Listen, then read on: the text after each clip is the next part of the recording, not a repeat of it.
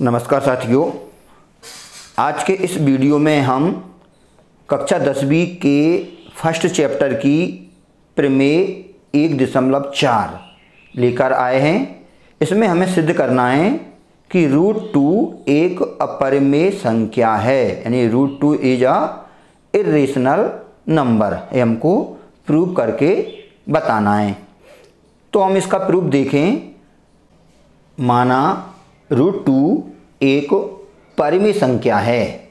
हमने मान लिया कि √2 अपरिमेय संख्या नहीं है। कैसी है? एक परिमेय संख्या है, यानी रेशनल नंबर है। अब रेशनल नंबर क्या होता है कि वह नंबर जो P/Q यानी अपॉन के फॉर्म में लिखा हो, न्यूमरेटर और डिनोमिनेटर यानी बटे के रूप में लिखा हो, उसको हम परिमेय या रेशनल नंबर कहते हैं। तो √2 को हम बटे के रूप में लिख सकते हैं। इसका मतलब है कि दो इंटीजर, दो पूर्णांक R और S हमें ऐसे पता चल सकते हैं, ऐसे हम ज्ञात कर सकते हैं कि √2 बराबर R/S, जहाँ S 0 नहीं है, क्योंकि बटे में 0 नहीं होना चाहिए। तो R क्या है और S क्या है? दो पूर्णांक। तो पूर्णांक किस प्रकार के हो सकते हैं? देखें, R का मान 28 और S का मान 30। जब हमने दो मान लिए तो R/S कितना हो जाएगा? 28/30। अब इसलिए हम इसके 28 के फैक्टर करें तो कितने हो जाएंगे? 2 2 दूनी 4 7 28, इतने हो जाएंगे इसके प्राइम फैक्टर। और 30 के प्राइम फैक्टर कितने हो जाएंगे? 2 3 6 5 30, ये इसके प्राइम फैक्टर हो जाएंगे। तो उभयनिष्ठ ये कॉमन है दोनों में। तो ये दोनों में कॉमन है, तो 2 को यदि हम इससे 2 से डिवाइड दे दें, इसमें 2 से काट दें, तो ऊपर कितना हो जाएगा? 14 और यहाँ पे हो जाएगा 15। इस प्रकार से तो अब ये आपस में को प्राइम है। को प्राइम का मतलब होता है ये आपस में नहीं कटती। और वैसे ये प्राइम नहीं है। 14 जो 14 है वो प्राइम नंबर नहीं है। प्राइम नंबर क्यों नहीं है? क्योंकि 14 2 से भी कट जाता है और 7 से भी कट जाता है। ऐसे 15 भी है, उसको 15 को लिख सकते हैं अपन 3 × 5, यानी 15 3 से भी कट जाता है और 5 से भी कट जाता है। इसका मतलब है कि जो 14 और जो 15 हैं वो प्राइम नहीं है, लेकिन 14/15 ये आपस में को प्राइम है, मतलब ये आपस में नहीं कटते। तो ऐसा ही हम इसमें कर रहे हैं कि यदि यह मान लें कि R तथा S में एक के अतिरिक्त अन्य कोई उभयनिष्ठ गुणनखंड है, तब हम इस उभयनिष्ठ गुणनखंड से R/S को विभाजित करके √2 = A/B प्राप्त कर सकते हैं। यानी हमने R/S में कोई कॉमन था, तो जो कॉमन नंबर है दोनों में, जो उभयनिष्ठ है, उससे हमने दोनों को भाग दे दिया तो वो A/B के रूप में आ गया। अब A और B में आपस में कोई कॉमन नहीं है, मतलब ये आपस में नहीं कटेंगे। तो अब यहाँ पर A और B कैसे हैं? सह अभाज्य, यानी को प्राइम। A भाज्य हो सकता है, मतलब A के फैक्टर हो सकते हैं, यानी A भाज्य है, B भाज्य हो सकता है, पर ये आपस में सह अभाज्य हैं। सह यानी आपस में अभाज्य होना। जैसे अभी हमने कहा था 14/15, तो 14 तो भाज्य है, 15 भी भाज्य है, पर 14/15 ये भाज्य थोड़ी है। 14 और 15 आपस में थोड़ी कट पाएंगे। तो इसलिए को प्राइम यानी आपस में नहीं कटेंगे। तो A और B में कोई कॉमन नहीं है, यानी अब वो आपस में नहीं कट सकते। तो हमने √2 को A/B के फॉर्म में लिख दिया। अब इसका हमने क्रॉस मल्टीप्लाई किया तो कितना हो जाएगा? √2B = A। तो √2B = A हो गया। इसके दोनों पक्षों का हमने स्क्वायर कर दिया। तो जब स्क्वायर करेंगे तो इसका स्क्वायर करेंगे तो √2 का स्क्वायर करेंगे तो रूट हट जाएगा, 2 हो जाएगा, और इसका स्क्वायर ये हो जाएगा, इसका स्क्वायर, और A का भी स्क्वायर A हो गया।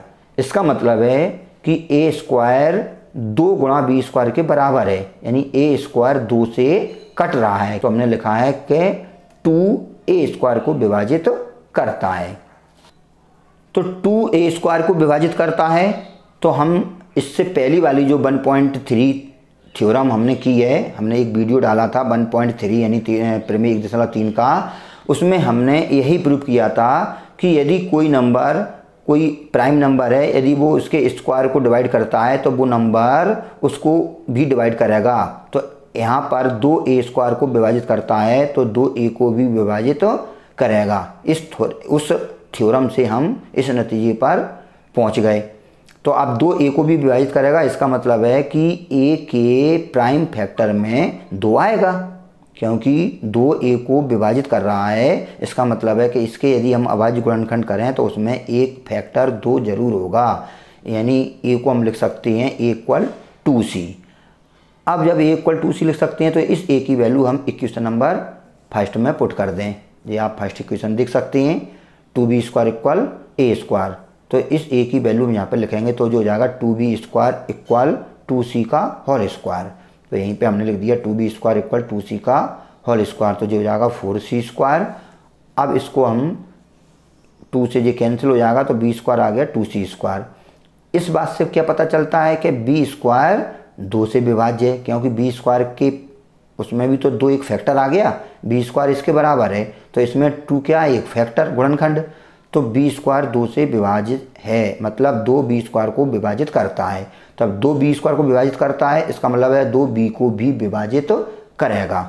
समीकरण 2 से स्पष्ट है कि 2 b² को विभाजित करता है, तब 2b को भी विभाजित अवश्य ही विभाजित करेगा। इस प्रकार 2a को भी विभाजित कर रहा था और b को भी विभाजित कर रहा है, यानी 2a तथा b दोनों का विभाजित दोनों को विभाजित करता है। अर्थात a तथा b में कम से कम एक उभयनिष्ठ गुणनखंड 2 है। परंतु हमने माना था कि a और b सह अभाज्य यानी कोप्राइम है। हमने स्टार्टिंग में जो बटे में √2 को बटे के रूप में लिखा था, तो कॉमन वाले से तो हमने डिवाइड ही कर दिया था और डिवाइड करके उसको हमने a/b के रूप में लिख दिया था। और जहाँ पर a और b सह अभाज्य थे, मतलब अब उनमें कोई भी उभयनिष्ठ नहीं था। लेकिन इस लाइन से हम बता पा रहे हैं कि उनमें उभयनिष्ठ गुणनखंड 2 है। इसका मतलब है कि a और b में एक के अतिरिक्त कोई उभयनिष्ठ गुणनखंड नहीं है, जे हम मान के चले थे, लेकिन हमने बता दिया कि उभयनिष्ठ गुणनखंड 2 भी है a और b का, यानी जे हमारा एक कंट्राडिक्शन विरोधाभास प्राप्त हो गया। इस विरोधाभास से यह स्पष्ट होता है कि √2 एक अपरिमेय संख्या है, क्योंकि यदि √2 को हम परिमेय मानेंगे तो जी सारी प्रोसेस, जी सारी चीज़ें सामने आएंगी और जो कि उस बात का विरोध करती हैं। किस बात का विरोध करती हैं कि a और b का कोई भी उभयनिष्ठ गुणनखंड नहीं है, और हम उसको प्रूव करके बता देंगे कि नहीं, उनमें 2 एक ऐसा है जो दोनों में कॉमन है, उभयनिष्ठ गुणनखंड है a और b का। तो यदि वो परिमेय है तो a और b का उभयनिष्ठ गुणनखंड 2 होगा, और हम पहले ही बता चुके हैं कि जो उभयनिष्ठ गुणनखंड था उससे तो हमने भाग पहले ही लगा दिया था, तो उनमें कोई भी उभयनिष्ठ गुणनखंड नहीं बचा एक के अलावा, यानी वो अब कोप्राइम हो गए a और b। तो इस प्रकार का जो विरोधाभास प्राप्त होता है, इससे हमें यह परिणाम प्राप्त होता है कि √2 एक अपरिमेय संख्या है, परिमेय तो वो हो ही नहीं सकती। तो इससे हम प्रूव कर सकते हैं कि √2 एक अपरिमेय संख्या है। ये हमारा थ्योरम प्रूव हो जाता है।